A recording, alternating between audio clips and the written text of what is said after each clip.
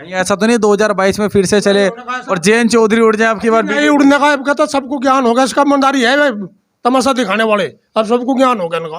प्रदेश में तो जयंत चौधरी, पूर्वी उत्तर प्रदेश में अखिलेश यादव, इन्हीं की सरकार आओगी, मिली जुली सरकार आओगी, किसानों के लिए बहुत अच्छा काम करेंगे। पूरे वादे होंगे सब, सिर्फ जयंत चौधरी? सिर्फ जयंत चौधरी। ऐसा तो नहीं जाट समुदाय से ना, इसीलिए? जाट नहीं, 36 कौम, 36 बिरादरी की बात है यार। 36 बिरादरी। और आपने विधायक जी का पूछा था, विधायक जी तो हमने देखे ही नहीं कभी, कैसे हैं विधायक जी? अगर कहीं मिल भी गई तो हम पहचान नहीं सकते। नमस्कार, स्वागत है आपका हेडलाइंस न्यूज नेटवर्क में। मैं हूं आपके साथ भोला वर्मा। इस समय मौजूद हैं उत्तर प्रदेश की शामली विधानसभा में। आपको बता दें कि शामली विधानसभा अपने आप में इसलिए भी खास मानी जाती है क्योंकि यहां पर जाट मतदाता सबसे ज्यादा हैं। लगभग 70,000 यहाँ पर जाट मतदाता हैं। वहीं जो अगर मुस्लिम मतदाता की बात की जाए तो यहाँ पर 65,000 मतदाता मुस्लिम हैं। और यहाँ पर तमाम 2022 चुनाव को लेकर के चर्चा करने के लिए जनता हमारे साथ मौजूद है। इनसे जानकारी लेते हैं कि आखिर आने वाले 2022 के चुनाव में यहाँ की जनता अब की बार किसको विजयी बना रही है। शुरुआत करते हैं। सर, क्या नाम है आपका? नाम नरेंद्र कुमार। नरेंद्र जी, ये बताइए 2017 के चुनाव में भारतीय जनता पार्टी के तेजेंद्र निर्वाल जी को विधायक आपने चुना, अब 2022 में आप क्या देख रहे हैं? 2022 में बहुत बुरी हार होगी बीजेपी की। यहाँ से किसान बहुत परेशान है। बाजार, गन्ने का मुद्दा, पेमिट का मुद्दा और तमाम तेल वगैरह, कितनी बहुत ऐसी चीजें हैं जिनकी वजह से बीजेपी बहुत बुरी तरह से यहाँ हारेगी। क्या एक विकल्प आप लोगों को देख रहे हैं 2022 के चुनाव में? कौन सी पार्टी, कौन से नेता ऐसे हैं जो किसानों की समस्या समाधान कर सकते हैं, शामली विधानसभा का विकास कर सकते हैं? जयंत चौधरी किसानों के नेता हैं, किसानों की बात करते हैं और सभी वर्गों की बात करें। अगर सर आपने बताया कि जयंत चौधरी, राष्ट्रीय लोकदल के जयंत चौधरी की अगर बात की जाए, 2012 का चुनाव हो चाहे 2017 का चुनाव हो, तीसरे नंबर पर रहे हैं। 2012 के चुनाव में समाजवादी पार्टी पहले नंबर पर रही थी। 2017 में इन्होंने कांग्रेस पार्टी को, भारतीय जनता पार्टी के कैंडिडेट शिकस्त दी। तो क्या लग रहा है कि 2022 में अब की बार फिर से राष्ट्रीय लोकदल सरकार गठबंधन के थ्रू बन सकती है? सरकार बनेगी। पहले इन्होंने लोक लुभाव ने जो वादे करे थे बीजेपी ने, वे सब झूठे खोखले थे। अब जब लोग इनसे जान गए, सावधान हो गए, सब पता झूठी सरकार है, झूठ बोलने का काम करें और इसके पास कोई मुद्दा नहीं है, हिंदू मुसलमान का मुद्दा है। लेकिन सरकार तो कह रही है कि हिंदू मुसलमान का नहीं करके हम सबका साथ सबका विकास करते हैं। कोई विकास नहीं है, जमीनी स्तर पर कोई विकास नहीं है। सब टेलीविजन में दिखा रहे और एक बार वहाँ रहा और कुछ नहीं है। अखिलेश यादव की कहाँ देखते हैं आप? अखिलेश यादव को क्या लग रहा है, पहले पूर्व मुख्यमंत्री रहे हैं, फिर से उनको जनता एक बार मौका देगी? बिल्कुल देगी, देगी क्यों नहीं। गठबंधन की सरकार होगी, आरएलडी की और अखिलेश यादव की सरकार बनेगी और किसी की सरकार नहीं बनने की। चलिए, हमारे साथ युवा साथी मौजूद हैं, इनसे भी जानकारी लेंगे। कैसे देख रहे हैं 2022 के चुनाव?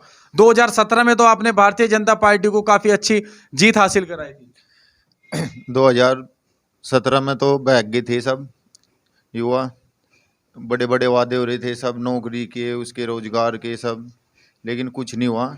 जितनी भी भर्तियाँ जो भी हो रही सब ऐसे ही रद्द पड़ी बिल्कुल। तो अब की बार बहुत बुरी हार होने वाली बीजेपी की। और आपने विधायक जी का पूछा था, विधायक जी तो हमने देखे ही नहीं कभी, कैसे हैं विधायक जी? अगर कहीं मिल भी गई तो हम पहचान नहीं सकते। विधायक जी ना यहाँ आए कभी भी, और अब तो आने का कोई सवाल है ही नहीं यहाँ। तो जयंत चौधरी को अब की बार पूरा। आखिर ऐसा क्या जादू था कि 9,105 वोट 2012 में मिले और 2017 में एकदम से इतनी ऊंची रफ्तार उन्होंने पकड़ी? बस इतने ऐसे वादे थे उनके, सब अंधे हो गए उनमें वादे में। आंधी आई उसमें सब की किसी को कुछ दिखा ही नहीं। जो भी था बच्चे बच्चे की जुबान पे मोदी मोदी मोदी, और बस ऐसा ही तूफान अब की बार जयंत का है। क्या लग रहा है कि जयंत चौधरी, जो आप लोगों की अपेक्षा है जयंत चौधरी से विकास की, वो कर पाएंगे? जयंत चौधरी तो अगर नहीं भी कर पाएंगे तो उन्हें पकड़ कर हम करवा लेंगे। लेकिन ये तो मोदी जी, योगी जी का पता ही नहीं ना कहाँ से लावे। 10 महीने हो लिया वहाँ बैठे बॉर्डर पे, अब तक कोई बात ही नहीं, ना मिला है ना कोई। चलिए, और भी हमारे साथ लोग। सर, ये बताइए समाजवादी पार्टी को उत्तर प्रदेश में कैसे देख रहे हैं अब की बार? समाजवादी पार्टी और लोकदल की मिलकर सरकार बनाएगी। और जैसा विधायक की आप बात कर रहे थे, हमारे विधायक जी 4 साल से तो हमें कहीं चमके नहीं। अब हमारे गांव में इधर उधर आने की कोशिश कर रहे थे। ये उन्हें खुला संदेश है कि इस बार हम अब उन्हें गांव में घुसने नहीं देंगे। जो आदमी 4.5 साल तक नहीं आया उसका अब क्या काम है गांव में। क्या इतनी नाराजगी है आप लोगों के अंदर? 2012 की अगर बात की जाए तो एकदम से आप लोगों ने उठाया, और आप इतनी नाराजगी, क्या योगी जादू नहीं चल पा रहा, मोदी लहर नहीं चल पा रही, या विधायक ने कोई काम नहीं करा? नहीं, ना तो योगी लहर है जी, ना मोदी जादू, और विधायक जी ने तो कुछ काम किया ही नहीं है। जो थोड़ा बहुत काम किया है, हमारे जिला पंचायत अध्यक्ष थे, उन्होंने ही गाँव में थोड़ा घना विकास करा और प्रधान ने करा, और कोई विकास नहीं। कि भारतीय जनता पार्टी निरंतर दावे कर रही है कि प्रदेश के अंदर से गुंडा राज खत्म हो गया, बहन बेटियां सुरक्षित हैं, कुछ किसान खुशहाल है। नहीं, गुंडा राज तो जैसा पहले था ऐसे ही है। पहले अगर कोई रिश्वत दे था, उसका काम 100 रुपये में हो गया था तो पक्की गारंटी मिली थी। ये 1000 रुपये भी दो रिश्वत के तौर पे तो गारंटी कुछ नहीं है। ये तो विकास हो रहा, और गुंडा राज भी यही है। और जो ये बता रहे कि पहले अखिलेश यादव जी ने 100 नंबर करी थी, उससे ही आखिरी में 1 साल तक पूरा ही वो हो गया था, कंट्रोल हो गया था। एनकाउंटर तो उनके टाइम पे भी हुए बदमाशों के, बस ये है उनकी अखबार में नहीं आवत, इनकी ज़्यादा अखबार में आ रही। अगर शामली विधानसभा की बात की जाए तो जाट बहुल्य इलाका है, क्या लग रहा है इसी वजह से अब की बार जयंत चौधरी के साथ सारा जाट समुदाय एक साथ? हाँ जी, पूरा सारा जाट समुदाय एक साथ है। और जो मुस्लिम है हमारे, इनके साथ पहले थोड़ा मनमुटाव हो गया था, वो भी गलतफहमी बीजेपी सरकार ने कर दी थी। अब सब वो अपना गले शिकवे सबके मिल गए हैं। चलिए, एक और युवा साथी है, ये बताइए, अगर बात की जाए प्रदेश सरकार थी, कितने लोगों को रोजगार मिला 2017 के में? भाई रोजगार तो मिले नहीं किसी को भी। हम खड़े यहाँ ठल्ली, भर्ती का नहीं पता, बोला करवाई है कि नहीं करवाई, लिस्ट में करवाई, गांव में किसी का नाम ही नहीं था, उन्हीं का नंबर आए थे जिनके पैसे जाते हैं वहाँ। भर्ती आने से पहले पैसा पहुंच जाता, वहाँ बात खत्म, हम जो के तो नहीं खड़े यहाँ।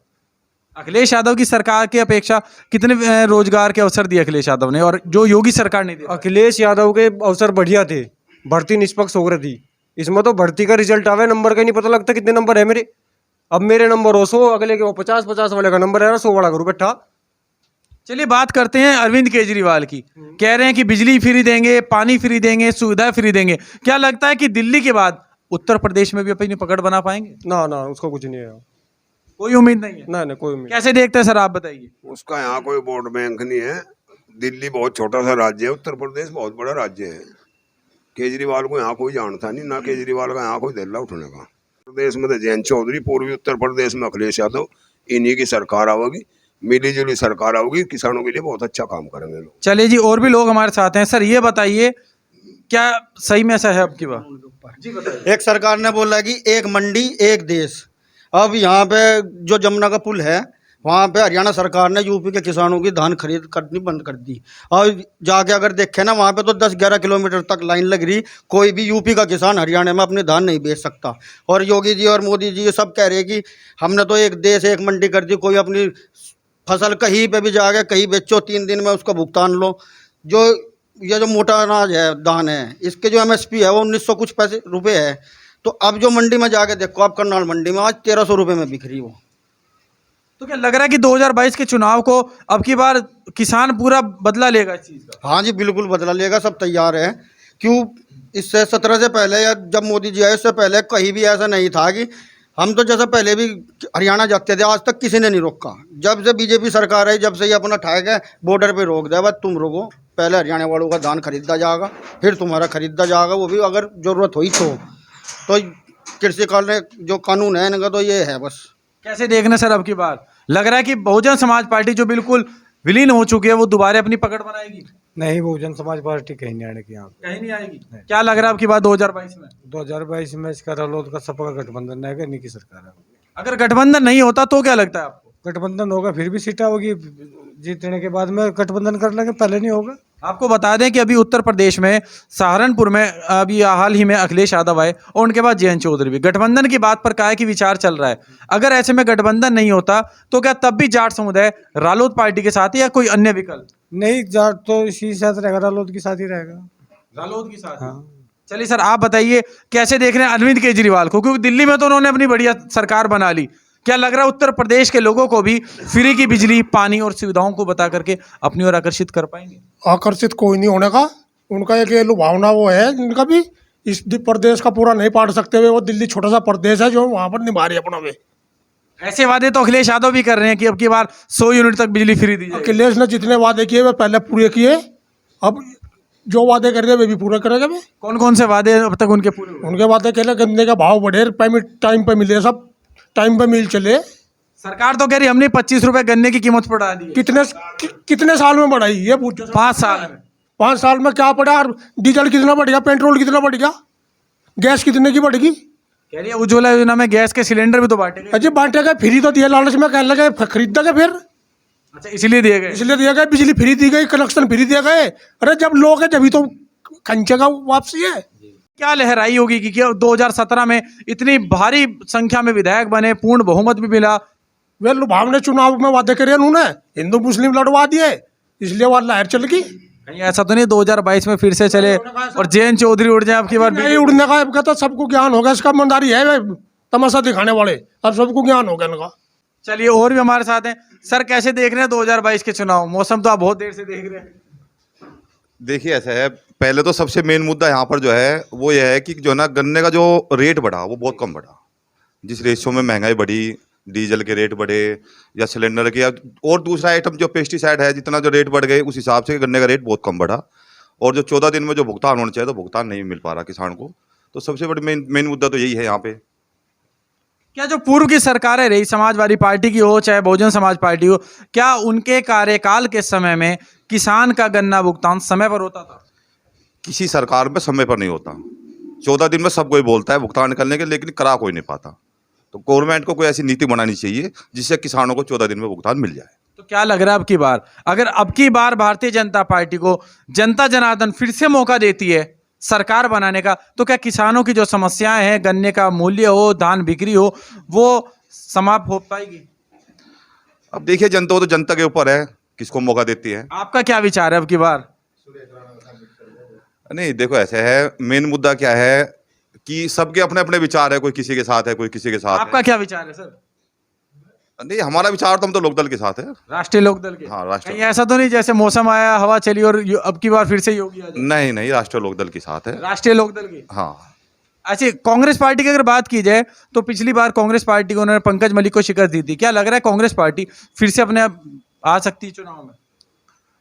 देखिए, कांग्रेस की यहाँ पे वो वोट बैंक नहीं है, ठीक है। यहाँ पे पंकज मलिक जी जो है उनके अपना पर्सनल वोट बैंक है, और काफ़ी संख्या में जो है ना किसान उनके साथ, और सभी जो है ना मजदूर भी, किसान भी जो है ना, व्यापारी उनके साथ जुड़े हुए हैं।